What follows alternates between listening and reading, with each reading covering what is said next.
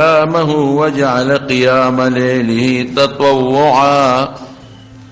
فمن تطوع فيه بخصلة من الخير كان كمن أدى 70 فريضة فيما سواه ومن أدى فيه من تطوع فيه بخصلة من الخير كان كمن أدى فريضة فيما سواه ومن أدى فيه فريضة كان كمن أدى 70 فريضة وهو شهر الصبر والصبر ثوابه الجنة وهو شهر المواساة وهو شهر يزاد رزق المؤمن فيه من فطر صائما كان له عتق رقبة ومغفرة من فطر صائما كان له عتق رقبة ومغفرة لذنوبه قيل يا رسول الله ليس كلنا نجد ما يفطر الصائم قال يعطي الله هذا الثواب لمن فطر صائما على مذقة لبن أو تمرة أو شربة ماء ومن أشبع صائما كان له مغفرة لذنوبه وسقاه الله من حوض شربة لا يظمأ حتى يدخل الجنة وكان له مثل أجره من غير أن ينقص من أجره شيئا وهو شهر أوله رحمة وأوسطه مغفرة وآخره عتق من النار ومن خفف عن مملوكه فيه أعتقه الله من النار. دا رمضان مبارک میاشت را روانه ده او د دې میاشت متعلق څه بعضې څیزونه دي ما چې کوم حدیث درته ولوست هغه حدیث په رڼا کې درته بیانوم انشاءالله. حضرت سلمان فارسی رضی الله عنه چې دا د رسول الله صلی الله علیه وسلم په صحابو کې ډېر نږدې صحابي تیر شوی دی او د رسول الله صلی الله علیه وسلم د موندلو د برکت نه دی د غلامۍ ژوند ته تللی دی او بیا د حضور پاک مبارک د برکت نه دی آزاد شوی دی او زندگی ټوله د نبی کریم صلی الله علیه وسلم سره تیره شوی ده او د ډیر زیات مناقب دی حضور پاک ډیر صفتونه کړي دي خو صرف یوې درته وایم یو ځل الله پاک قرآن شریف کې دا آیت نازل کړ وَإِن تَتَوَلَّوْا يَسْتَبْدِلْ قَوْمًا غَيْرَكُمْ ثُمَّ لَا يَكُونُوا أَمْثَالَكُمْ لږ زور ورکړ الله پاک زورنا او معنی دا ده که چېرې تاسو د اسلام ته او د ایمان ته شا کړه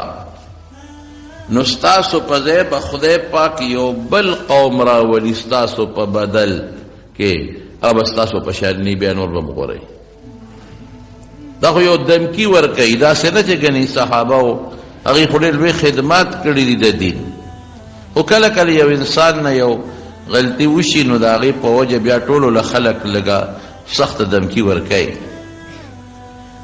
نو بیا صحابه د حضور پاک نه تپوس وکړو که چېرته دا واقعي داسې وشي او زمونږ په ځای الله بل قوم راولي نو به څوک نو حضور پاک د سلمان فارسی په شا لاس کې حوض هذا وقومه دی به یو ورځ قوم وی دا ډېره لویه خبره ده او د ده د قوم متعلق رسول الله مبارک فرمایلی دي لو کانت که چېرته دا دین بثریا د ثریا ستوري ته ورسیږي لناله رجال من فارس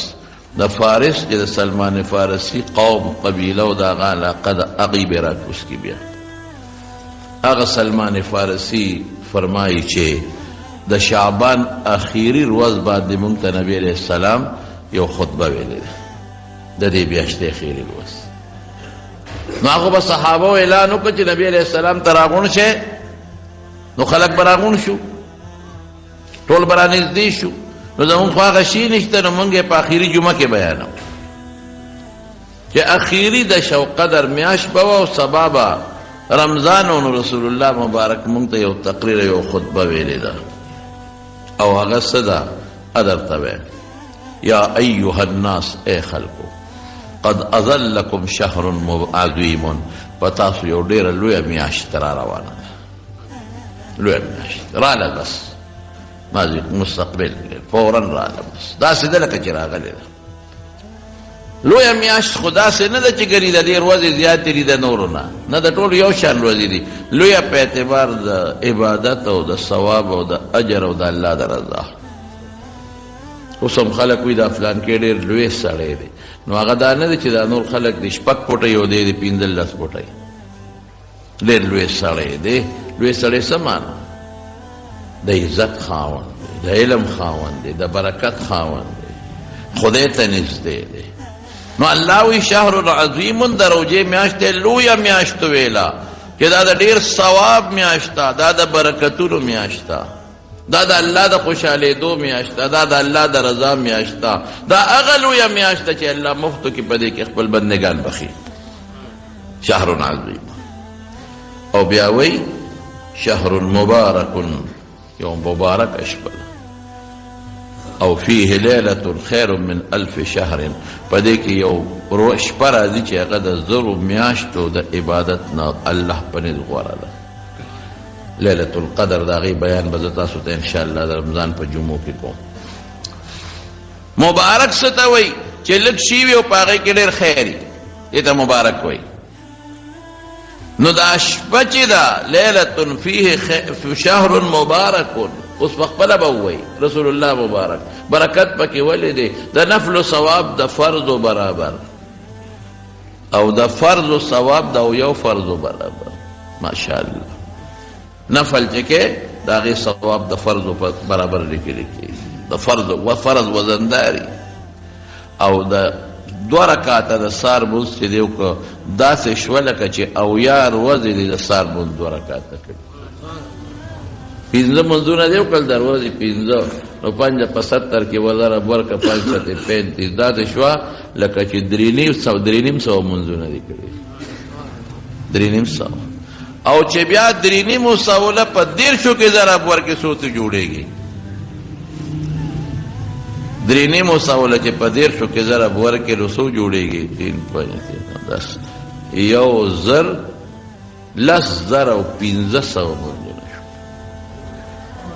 دومره لوی اجر پې رب العالمین ورکوي. دا برکت نه شو؟ برکت دې ته وایي لکه رسول الله صلی الله علیه وسلم به ناستو، صحابه به ورسره ناستو، لږ خوراک به و، او په هغه لږ خوراک به 80 کسه ماړه شو، په هغه لږ خوراک به 300 کسان ماړه شو. دې ته برکت وایي. زمانونو لویه میاشت ده، سوچ کوئ، ډېر لوی خیر دی پکې، ډېر لوی ثواب دی پکې. دې ورځو کې فرق وي د ثواب په اعتبار. د قرآن شریف صورتونو ته نه ګورئ، د یو ثواب زیات دی د بل په نسبت. نو شپه ډېره، میاشت ډېره لویه ده او ډېره د برکت ده.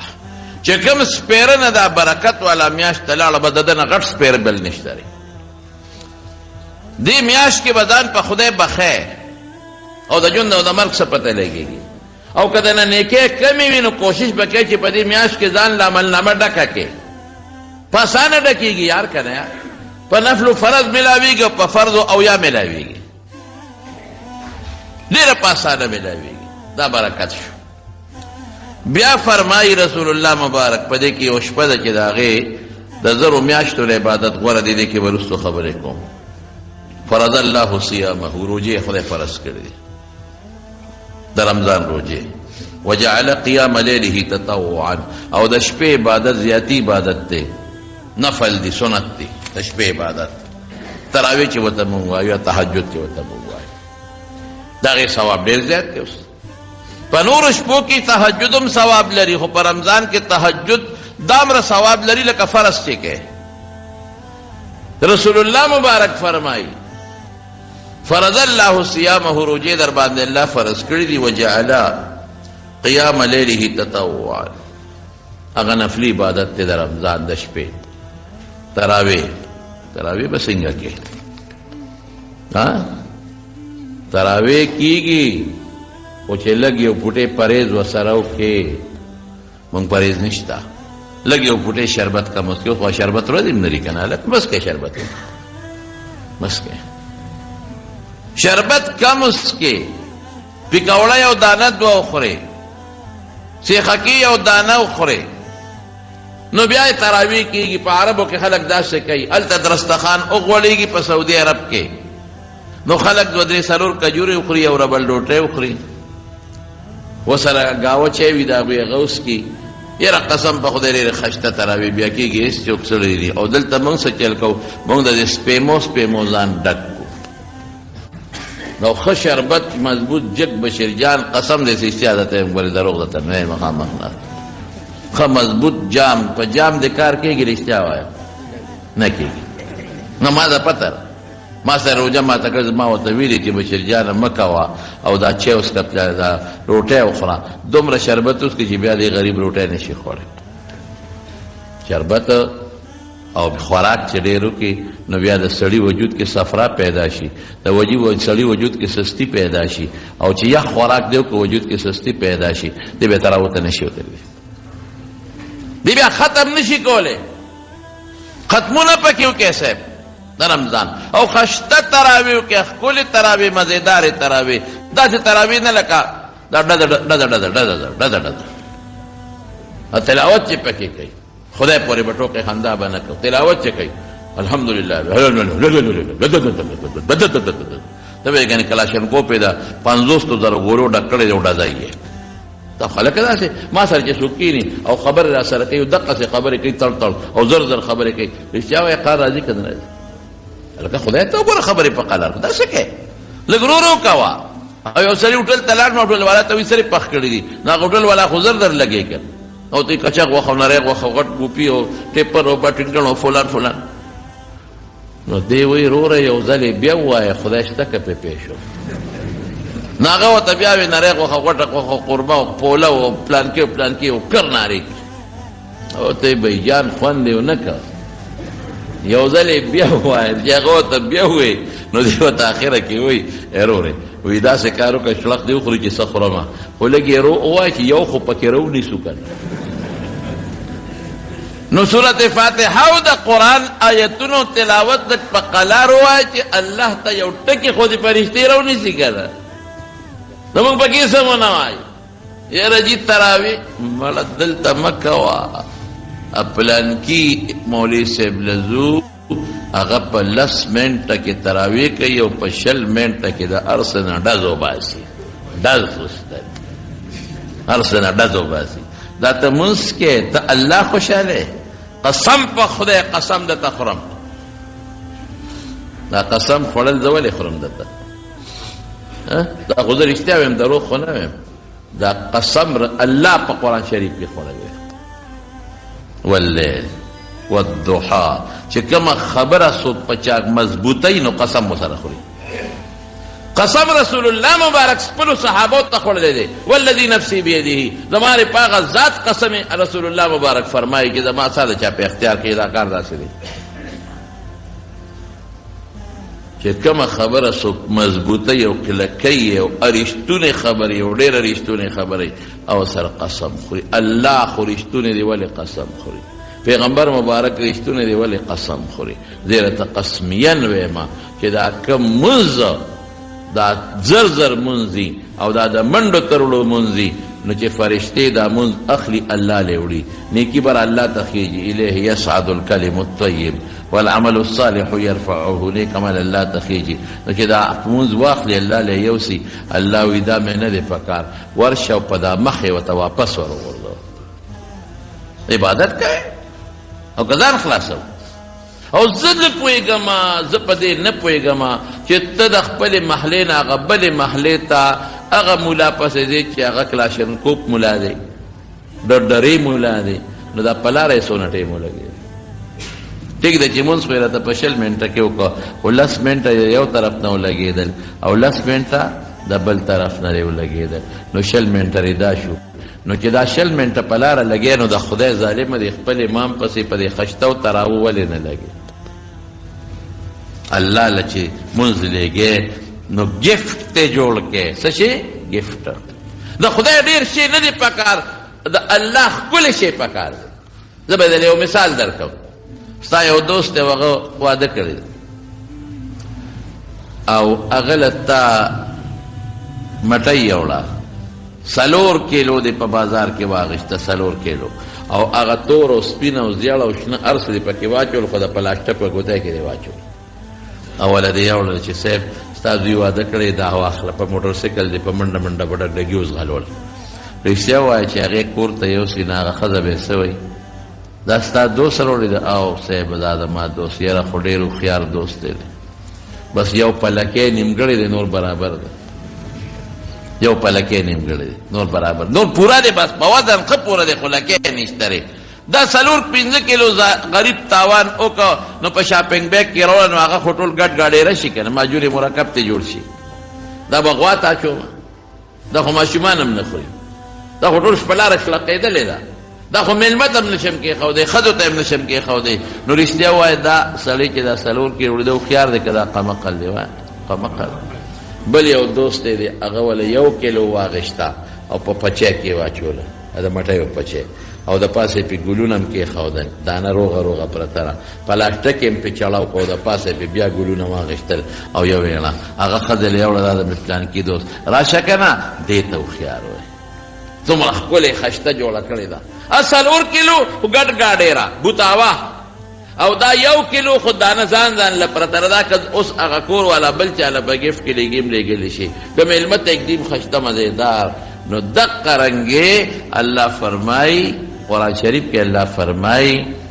خلق الموت والحیات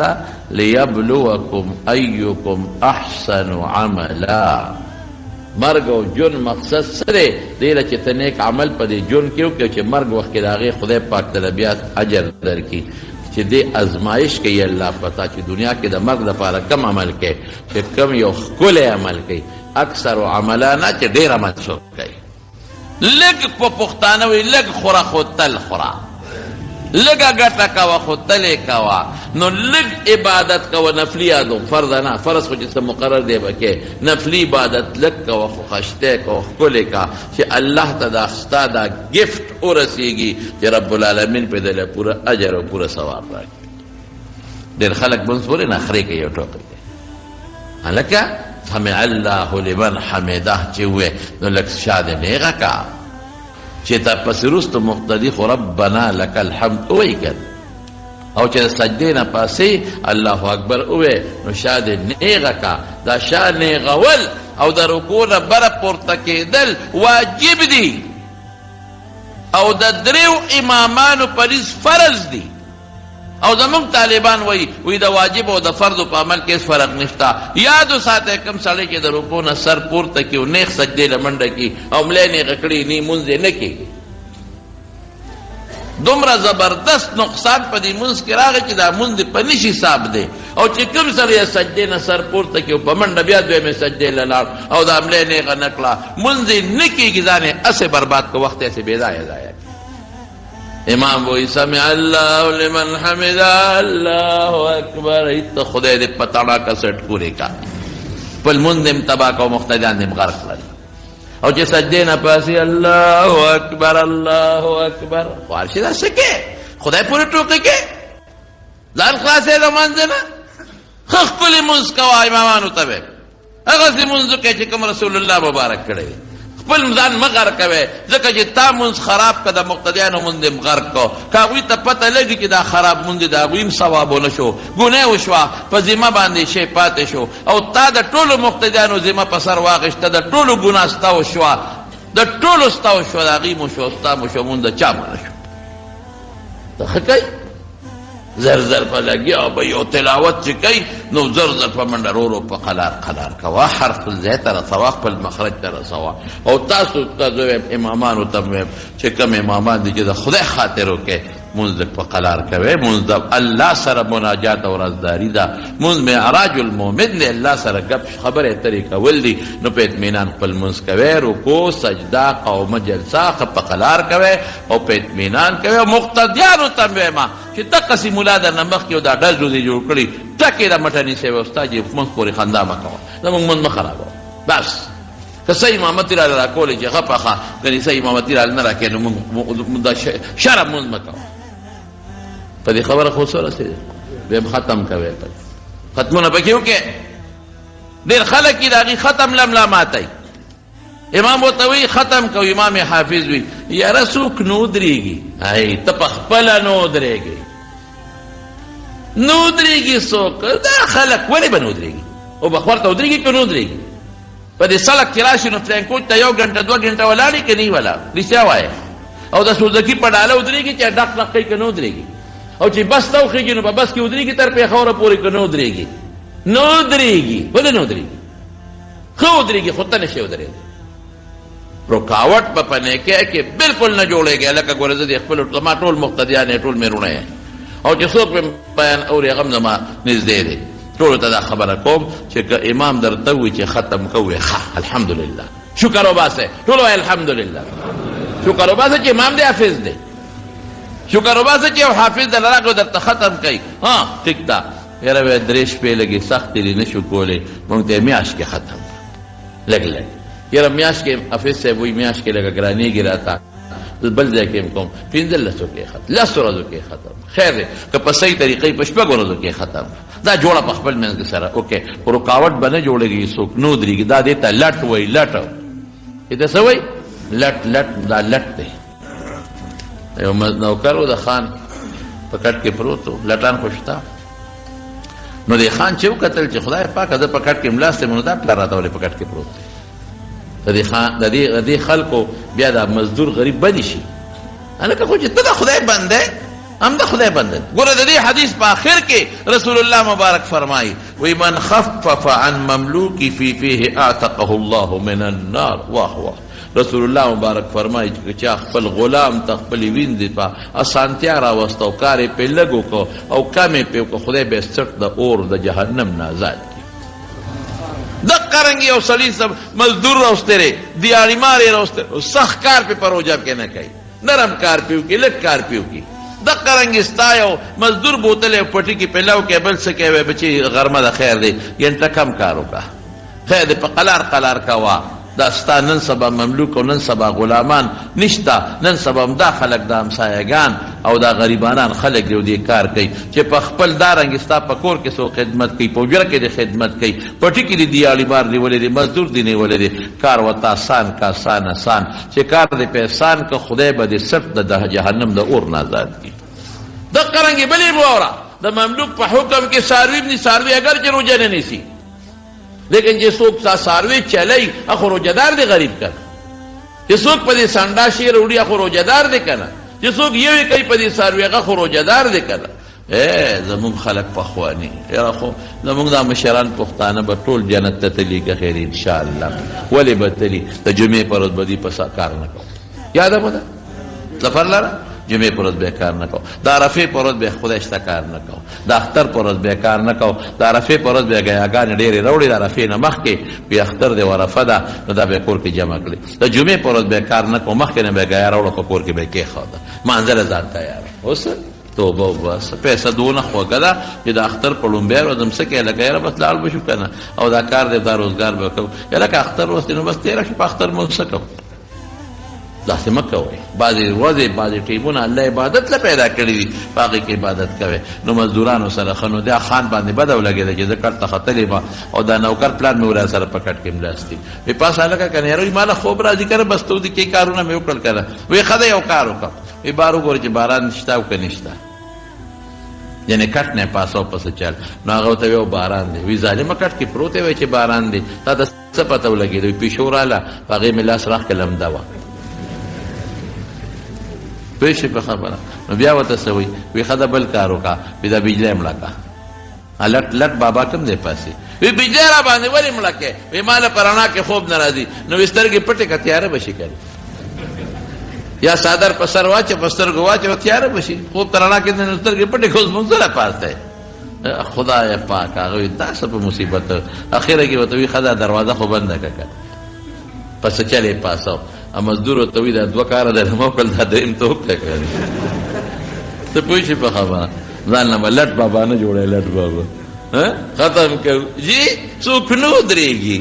دا ټول بوډاګان دي بوډا د کور ته ننوځي او کمبل دی واچي دا ځوانان خو به وکړي که رکاوټ ولې جوړېږي ختمونه وکړې ټول پکې ختمونه وکړې څوک یې په ولاړه نه شي کولی په ناسته وکړې خیر دی نفل دی جاتي مونځ دی په ناسته یو ګوټ ته کښېنه خپل پکې مونځ وکړې او امام صاحب ته هم پکار چې څوک یې ختم کوي چې هغه ډزول نه کوي راکټ ملاني که ډزه ډزه ډزه ډزه ډزه په قلار قلار تلاوت کوه لږ لږ تلاوت وکړه او شپه زیاته حصه په عبادت کې تېره کړې د ورځې بیا کوې خو خیر دی پروا درته نشته دی نو دا د شپې به که خیر انشاءالله ټول خشته تراویح به کوې او به کوې انشاءالله او ختمونه به پکې کوې که خیر انشاءالله او تهجد له وختي پاسه وقتی پاس ہے رسول اللہ صلی اللہ علیہ وسلم پر رمضان کے عموماً اتر رکعت تہجد کر دی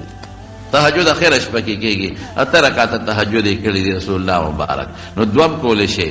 څلورم کولی شي شپږم کولی شي عایشه بیبي فرمایي چې رسول الله مبارک کړي دي او اتر رکعت تہجد کوي او ښه په قلار او په تهجدو کې به دا فایده چې دغه وخت کې رب العالمین په یو خاص کیفیت او په یو خاص حقیقت باندې اعلان کوي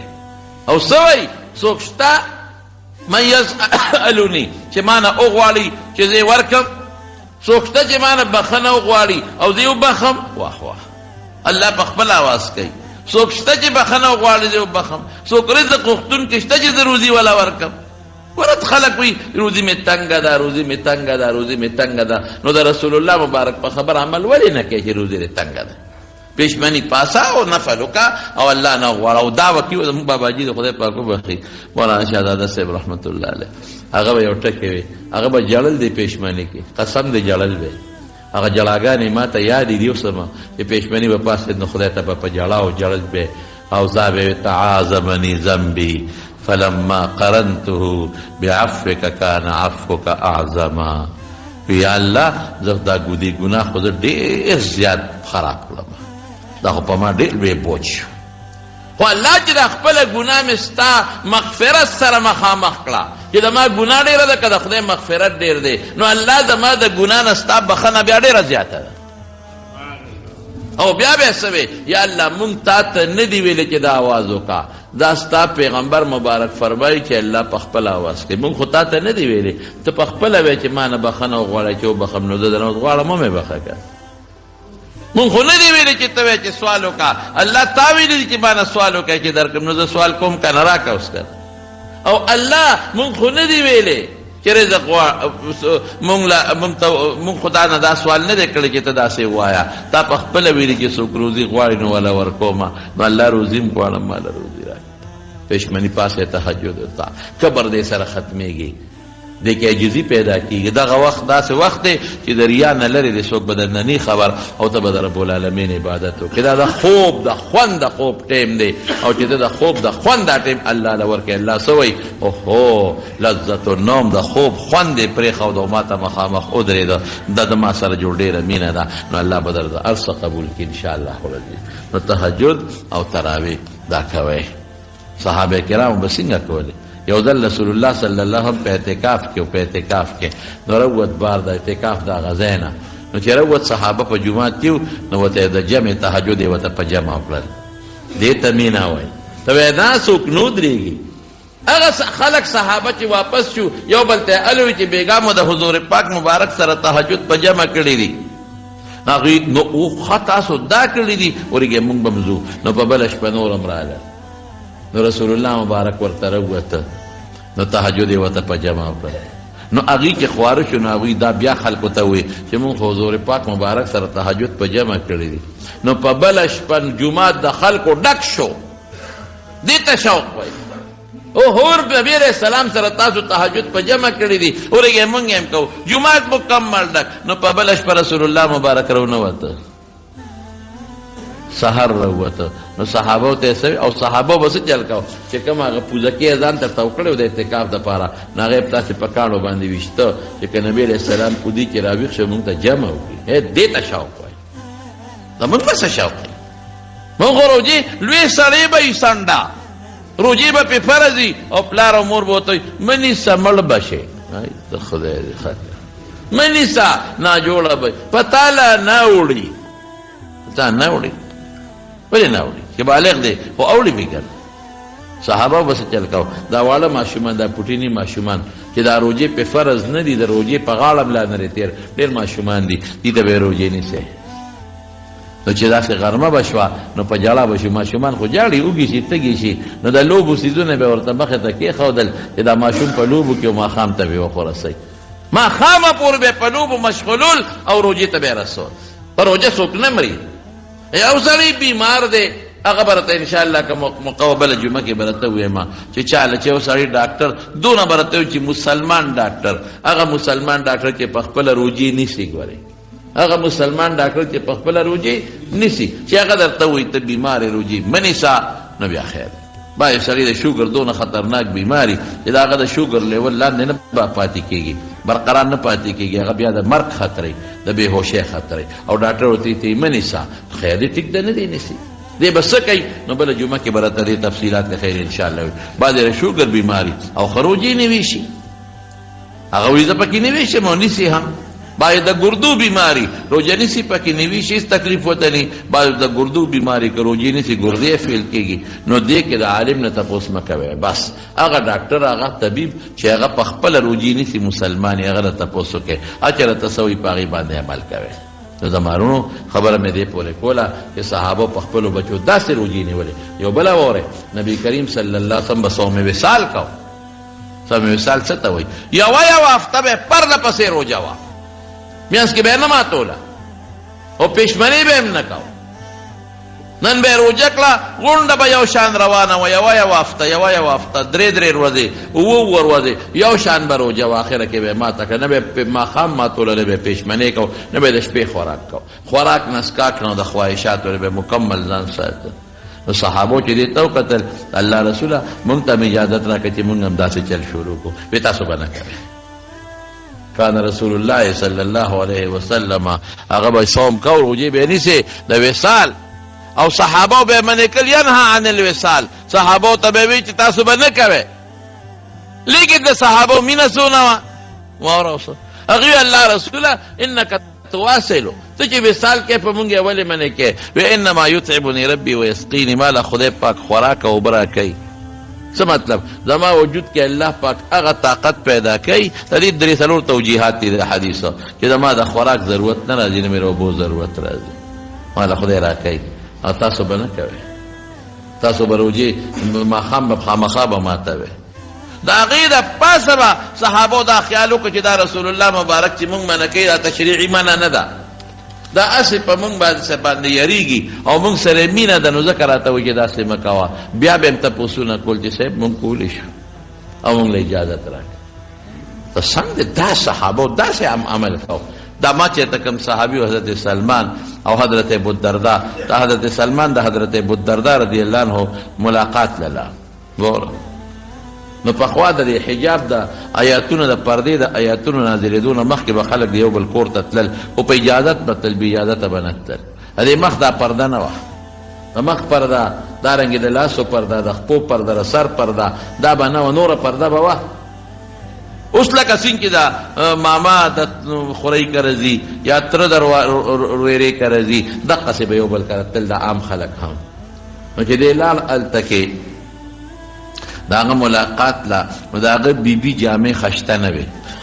ښکلې نه وې او قانون د شریعت دا دی چې کله سړی په کور کې دننه وي نو ښځه به ښکلې جامې چې خشته جامې واچوي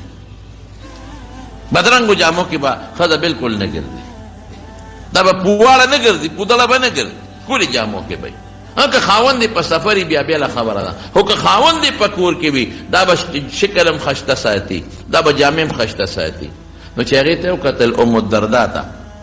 د حضرت ابوالدرداء بیبي ته نو دا هغې جامې داسې خیرنې غوندې وې او وجود یې هم داسې صفا پاک کړی نو ودي دا ولې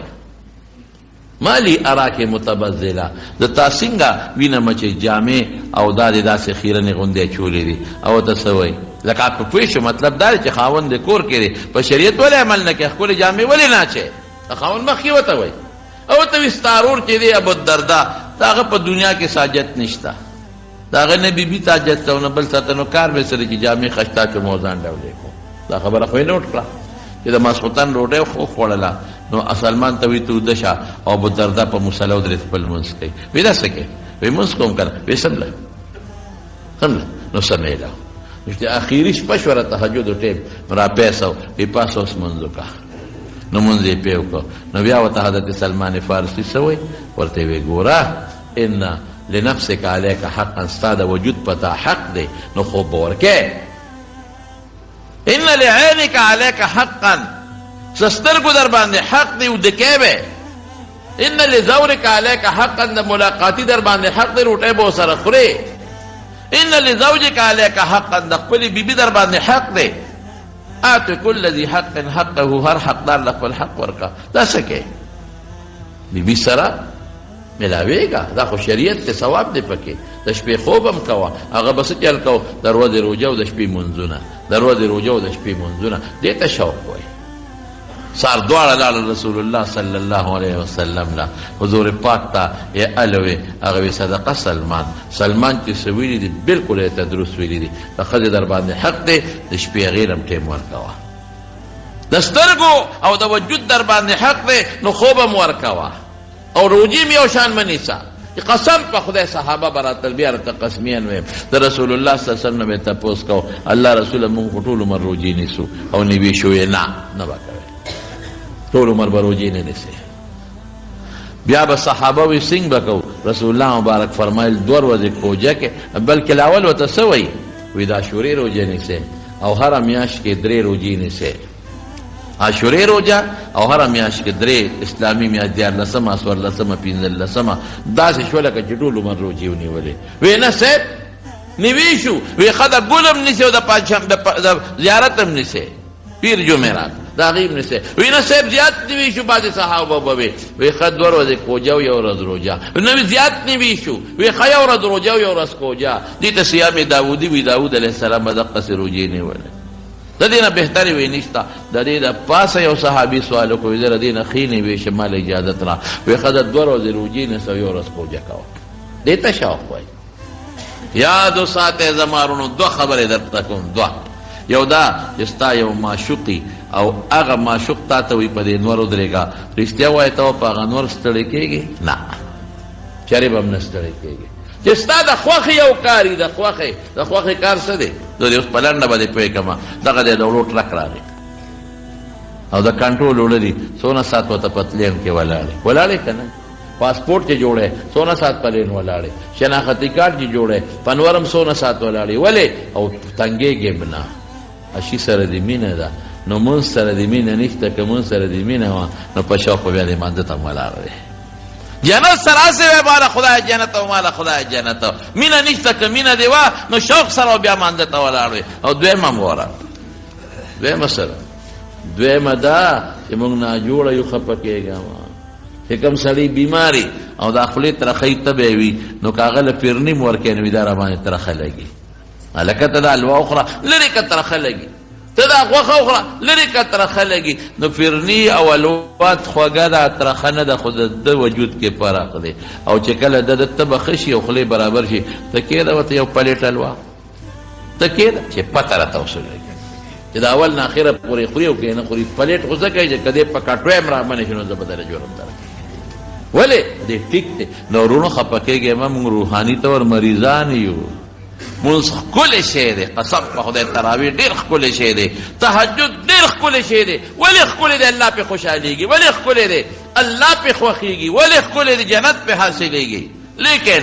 مونږ ورته ناجوړه یو خدای دې مونږه جوړ کړي ذکر کوئ تلاوت کوئ نو جوړ بشئ حرام مه خورئ د حرامو نه ځان ساتئ نو جوړ بشئ انشاءالله بیا به دا مونځ باندې خوږ لګېږي نو صحابه به د شپې ټول بله واوره چې د رسول الله مبارک د وفات نه پس څه چلو د تراویح د حضرت عمر صاحب سنت رضی الله عنه یو به یو ځای کې ډله جومات مسجد نبوي کې بل ځای مسجد نبوي کې ډله وه هغه وی لو جماعتو هم علی قارئ واحد یر ارمان که یو قاري باندې را جمع کم نو حضرت ابی بن کعب ته مخکې که نو سبا څونه مونځ به کو د شپې چې وی مونږ به سلام د تراویح نه وګرځاو سلام نو مونږ به په منډه تلو او ښځو نوکرانو ته به وي چې شا به پېشمنۍ راوړی ګنې سبا راخېږي دې ته مونځ وایي نو زما په دې خبر ورسېدی که نه روجې به په شوق نیسې ښه په څه دا به یو قرض نه ګڼئ په ځان به یو بوج نه ګڼئ دا به وی چې دا تخلق باخلاق الله دی په دې الله خوشحالېږي او دویم بسې د شپې تراویح به که خیري کوئ ټول او ختمونه به کوئ ټول انشاءالله ووایئ او تهجد به کوئ که خیر انشاءالله او چې تهجد وکړئ نو بیا به په پېشمني باندې در باندې ښه لګي او چې څوک پاسي نه مانځل او تهجد وله او ښځه ورته وایي هله پاسه پېشمنۍ دی پاسه پېشمنۍ دی هلته دا ها دی نه کوي دا په دې یاره خو نو قار راشي دی دننه په دا کولمه کې شیطان ناست دی شیطان ته ها وباسي ته دا ته ټیپ کته دا ها دا خو داسې دی که چې ټیز دی واچو نو بیا وایي پاسه که نه نیک بخته بیا وی د روجې هر ماښام اختر دی او زرې زرې د پېشمني د لاسه شوم ماښام اختر نه دی چې پیکوړو ته پروت دی ماښام اختر نه دی چې ښه زبردست پنځلس کباب وخورې ماښام اختر نه دی چې په جیب کې هم ښه مضبوطه شمله یو پنځه ګیلاسه وڅښې اختر نه دی چې د روح افزا او د نورو شربتونو بنیاد دی ویسته نه په قلا خوراک اعتدال سره عبادت دا د خوراک میاشت ده زه ویم اوس بدله دا حدیث برته څه پاتې شو سبا بله جمعه کې انشاءالله ویمه خو دومره ځان پوه کې چې دا د عبادت میاشت ده زموږ پښتانه وایي د لوټ میاشت ده نو دوکانداران وایي راشه دا قوم سم لوټ کا د هغې د لوټ دا معنا کوي او بشیر جان وایي د لوټ میاشت راشه ماښام دا لوښې غون لوټ کا د لوټ دا معنا چې دا ثواب را لوټ کا او ثواب وګټه نو نن مې راته دا خبره وکړه نورې به پکې سبا درته وکړم انشاءالله چې د نفلو ثواب د چا برابر دی وایې د فرضو زما سره ګردان وکړې او د فرضو ثواب د څونه فرضو برابر او یو فرضو او تراویح به ډرډری کوو که سمې به کوو او تهجد به م انشاءالله کوو او ورسره به ختم هم کوو انشاءالله او روجې به په ځان بوج نه راولو د الله د رضا دپاره به دا هر څه کوو ټول وایې انشاءالله الله دې مونږ له توفیق راکړي او د باقی حدیث پرته انشاءالله بله جمعه ویم انشاءالله د غزګین هر وفات شوی واقعي الله دې وبخي او د میروزو د مسعود وفات شوی میروزو د کندي الله دې دې وبخي او الله دې دواړو وارثانو له صبر ورکړي د قاسم خیل او نور الله ښځه وفات شوی وه الله پاک دې مغفرت نصیب کړي او د نسبت د فضل غفور مفتی صاحب وراندار وفات شوی وه الله دې غم وبخي او د وارث خان او د وارث حاجي صاحب ماما وفات شوی دی الله دې وبخي دا چې کم کسان نمونه واغشتل د جمع دعا ورته وکړي چې الله دا ټول وبخي او الله د دې ټولو وارثانو له صبر ورکړي او الله د نورو غمونو نه په امن او امان کې وساتي او دلته کې زمونږ په دې محله کې زمونږ د سفیر خانم بیمار دی او اسرار خانم بیمار دی او دعا ورته وکړي چې الله وله روغ صحتونه ورکړي الله شفا ورکړي او د سیزو د کندي آیات خان بیمار دی الله دې وله روغ صحت ورکړي د نذیر کاکا زوی دی دیار خان هغه بیمار دی او د توانزو مولانا عبدالرحمن صاحب بیمار دی دا چې کم بیماران دی الله دې دعا وکړي روغ صحتونه ورکړي زمونږ هم یو مریض دی دعا وکړي چې الله وله شفا ورکړي او چې څومره بیماران دي په دې مجلس کې دي یا په کورونو کې دي یا ما نومونه واغېستل الله ټول له شفا ورکړي روغ صحت ستا په لاس کې دی حامیم لا ینصرون دا وظیفه دروازه سل کرتا او خیر دې کوي نو ویلې شي دا اصل کې شعارو نبی علیہ السلام صحابو ته د جهاد وخت کې دا شعار ښودلی او که یو سړی وایي نو ویلی هم شي بیٹے کے لیے رشتہ کرنا چاہتا ہوں لیکن رکاوٹ تے اللہ دے رکاوٹ ختم کی او اللہ دے رحیم صاحب اسلام آباد اللہ دے رکاوٹ ختم کی چام پر رشتوں کے جو رکاوٹوں نے دی اللہ دے ختم کی اور اللہ دے الکان جو لکولا خیر رشتے ورکی الکان میں یاد کر گوری بشیر جان ساڑے دے خان خیر کہ وادی نکلے گا تو منگا لکواوی دے دن پہ خدای شامل کی زمزم ابو کې نور وبا چول پکار دي کنه بالکل پکې پکار دي چې ډېرو مسلمانانو ته فایده ورسېږي او تاسو ته هم ویلو چې زمزم ابو کې نور وبو ورواچې نو هغې سره هغه د ټولو د زمزم شي دعا وکړئ یا الله دا بیماران چې مې نومونه واغېستل ټول له شفا ورکړي روغ صحتونه نصیب کړي چا مې نومونه نه یې غېستې هغوی له الله روغ صحتونه نصیب کړي او رب العالمین چې کوم مردگان دي خدای ته وبخښي والدانو له صبر ورکړي الله زموږ د جومات ته د ډېر لرې لرې ځای نه میلمانه راځي نن خو د ډېرو لرو لرو ځایونو نه بعضې دوستان راغلي دي الله په یو یو قدم ولا اجرونه ورکړي برکتونه ورکړي د دې په زړونو کې څومره حاجات دي خدای ته ولا پوره کړي او د ټینشنونو پریشانونو الله ټول په امن او امان کې وساتي او د دې محلو دا زموږ د بدرخیلو محله ده او که د